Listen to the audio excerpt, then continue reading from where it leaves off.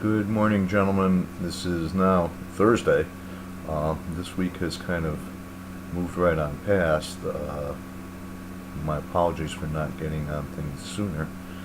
It's been kind of crazy with scheduling. Coaching an outdoor sport that you don't play in the rain, and with a conference schedule that got compressed by 2 weeks, I am actually squeezing things in between another unplanned road trip today, and we'll see how things go. Just trying to make up matches and get things done before conference tournaments start next week. So this is by no means an excuse, just an explanation and letting you know where I've been. This week, as you can see, we're doing the obligatory Title IX discussion, it seems, but I think you're going to find that there are a lot of factors out there, and I'd just like you in the discussion to just kind of think about all the aspects that go along with the whole idea of equality and equity and opportunity. Title IX is a really funny thing. There's so many different ways of interpreting what is right under the law. Is it the number of roster spots available to men and women? Is it the amount of money spent available to men and women? It is the number of teams available.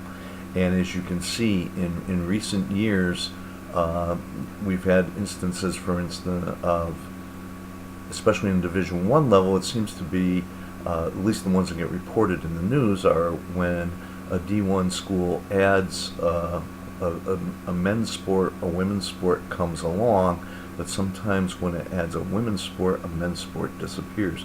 We had an instance locally a couple of years ago of Providence dropping baseball, and I know one of my kids went to Syracuse, and it was very interesting. Syracuse doesn't play baseball, and it was a victim of Title IX and those kind of things. So think about it. I have actually been engaged in doing a lot of research lately for a really major project about Division II in particular, Division II in the NCAA, and how do Division II schools make strategic use of sport programs. And one of the ways that Division II programs, institutions, make use of their athletic programs is literally to attract students, both student athletes and non-student athletes. But in particular, in attracting student athletes, particularly in a smaller school that's tuition driven, Post is a good example, we do rely heavily on sport to bring in students to the campus. We're a major online player with about 10,000 students, but on campus we're really only about 700 or 800, and about half of those are student athletes. So what do we do to bring things in? We brought in 170 new student athletes this year, and you have to have the programs available, but you also have to have the roster spots, you have the associated expenses, you have to understand what's going on. And Title IX is a really big factor in that, when you just can't say, oh, let's add a football team.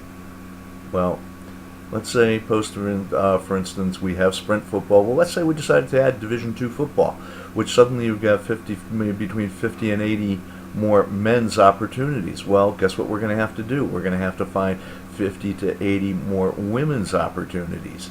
And as I spoke a few minutes ago, that's how opportunity is defined under the law. It can take any number of forms.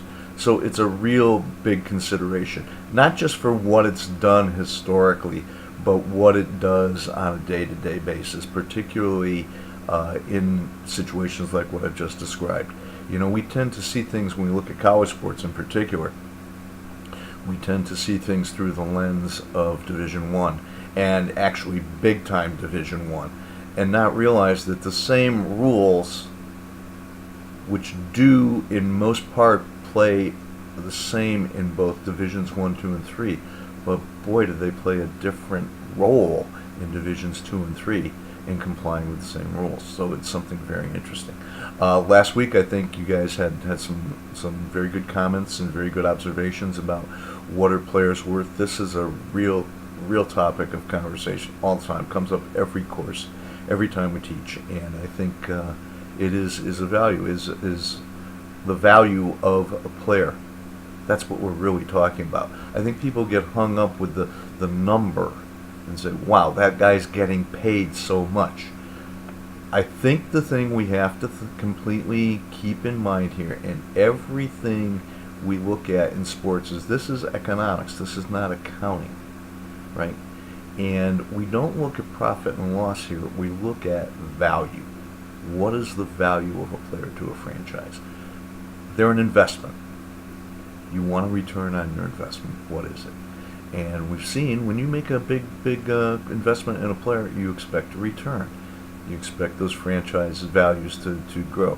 Owners don't really make a profit from day-to-day operations. They're looking to grow the value of their investment. So that's a really important consideration. I do also have in the unit this week, don't forget to look, you have the instructions for what the final exercise will be, and I wanted that to get in front of you so you have more than a week to work on it. So if you have any questions about that, please get them to me. I'm going to be traveling. This is now Thursday morning. I'm going to be traveling this afternoon and tomorrow. I have the last conference match Saturday and a playoff match on Tuesday, which will most likely involve more travel. So just let's keep each other informed about things if there are any questions about coming up out of the final assignment. Okay, so thanks for all your efforts, and look forward to the last couple of weeks here.